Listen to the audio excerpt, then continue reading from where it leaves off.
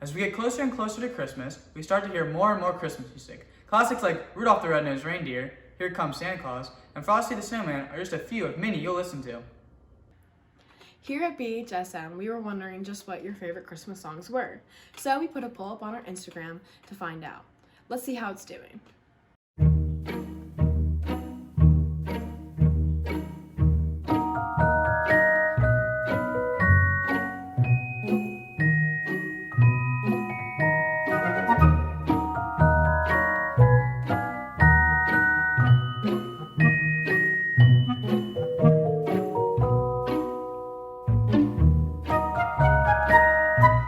Our own city of Fort Mitchell is known for its amazing lights. From big inflatables, string lights, to huge Christmas trees, here are some top picks for our favorite decorations.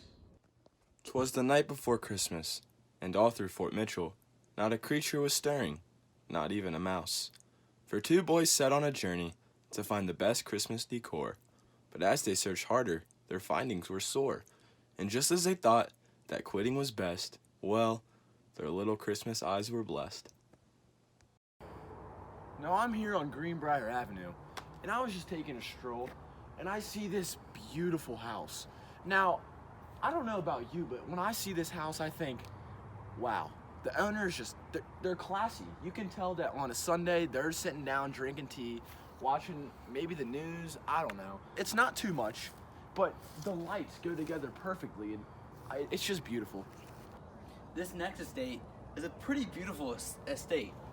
As you can see, you got the white lights, the wreaths, and the green and red strobe lights. It's just beautiful.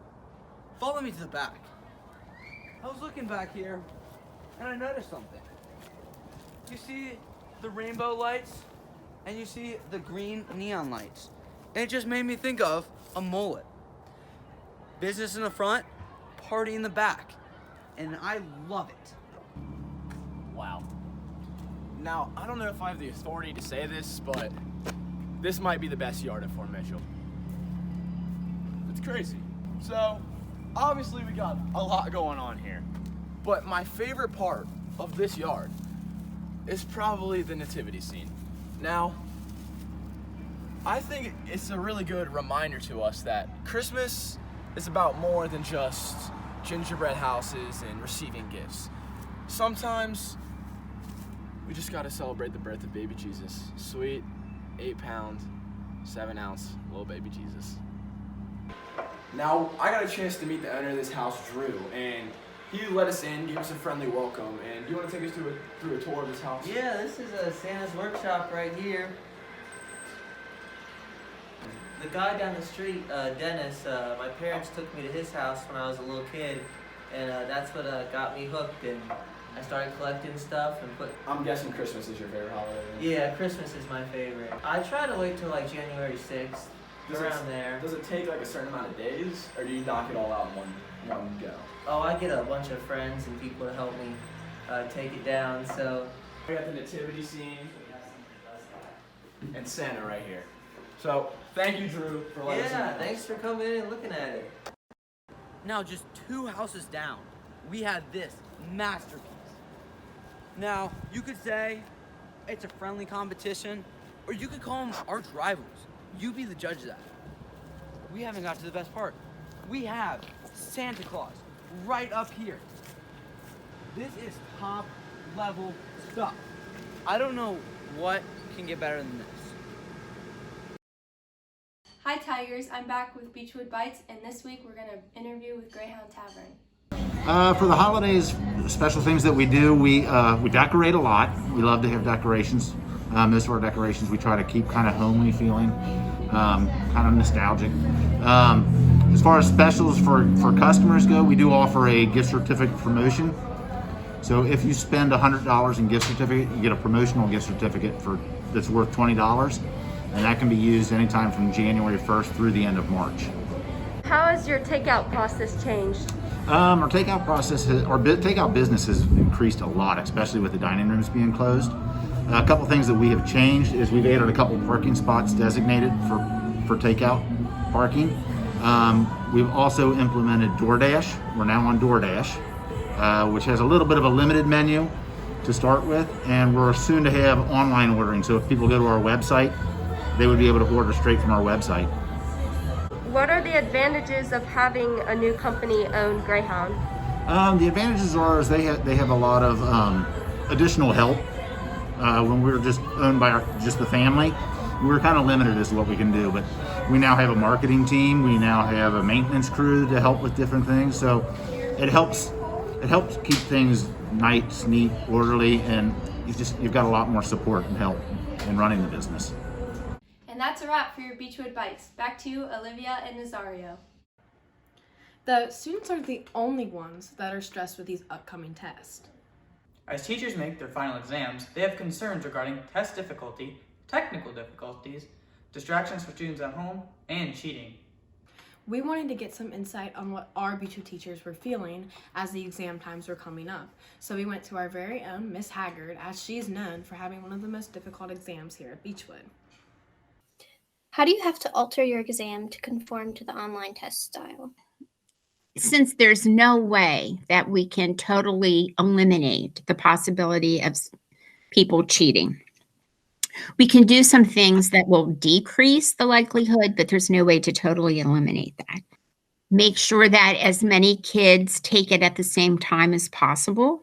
Just doing things like having several copies of the exam, if you have multiple choice, to kind of randomize them. So there are certain things like that that you can do to decrease the likelihood of cheating, but again, nothing that you can totally do to totally eradicate it.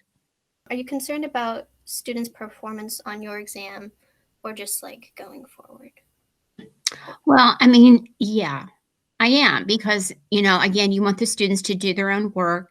And I feel that if they are doing their own work and they're going over the content and they're learning, then they're going to be good. And that's especially important for the AP exams, because if people have not been doing that, if they've not been doing their own work, AP scores will not be good at all.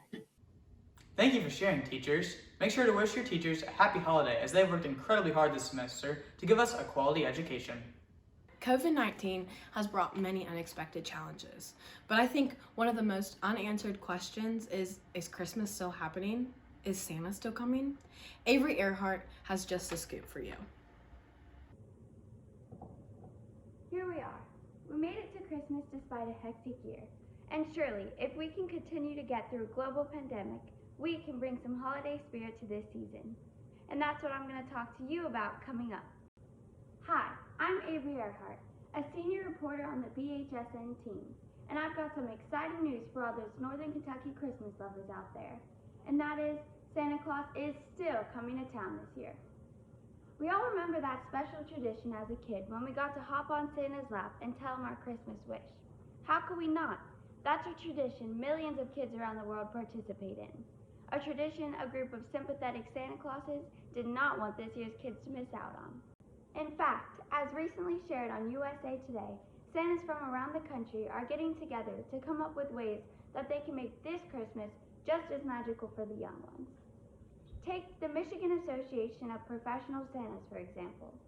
These jolly bearded men met every Friday since the summer to come up with ways that they can keep the Christmas spirit alive amidst COVID-19. As for the Kentucky Santas, they too are making quite the effort. Luckily, the Florence Mall will still be hosting Santa meet and greets on the lower level by the J.C. Penney Court. Although this year, you must book by appointment, and face coverings as well as social distancing must be maintained. The same goes for the Macy's and the Kenwood Mall. But if the in-person visits are still not sounding good to you, there's an endless list of virtual platforms to meet the Clauses through. The most popular being the Macy's Santaland at Home. This is a free experience where one gets to travel through Macy's Santaland at Herald Square in New York. They can play fun games, meet the elves, and talk to Santa himself. Thanks for listening to that urgent Christmas announcement. And remember, you better watch out, you better not cry, because Santa isn't gone this year, he's just online. While many students in various sports and clubs are facing obstacles to keep their year going, one club at Beechwood aims to support our teachers and staff who have been faced with stress, especially with approaching final exams during NTI. Since all of our teachers have been working so hard this semester, NHS thought they would do something to make the teachers feel more motivated and more appreciated. Now, over to reporter Ava Layton to show you what NHS is all about and how they're helping this year. Hi, I'm Ellie Mackey. Hi, I'm Ritu Patel, and we're co-presidents of NHS. So how is the NHS year going? It's going well under the circumstances, but due to COVID, things are obviously different than usual. That leads me into my next question. How has this year been different? It's been different because we've been trying to find different ways to do service without being in contact with each other. So we've been supporting different organizations by donating money or supplies. Like Hosea House, we donated $400 worth of supplies last week. Depending on how COVID goes over this Christmas break will depend on what we can do next year and whether or not we have to keep socially distancing with masks and everything. So we're hoping to do some more projects in a big group like we used to, but it all depends on how it goes. I'm Ava Layton, and thank you for tuning into this segment of Tiger to Tiger. Now back to you, Olivia and Nazario. Thanks for joining us on this special holiday edition of BHSN. Until next year, we'll see you later. This is BHSN.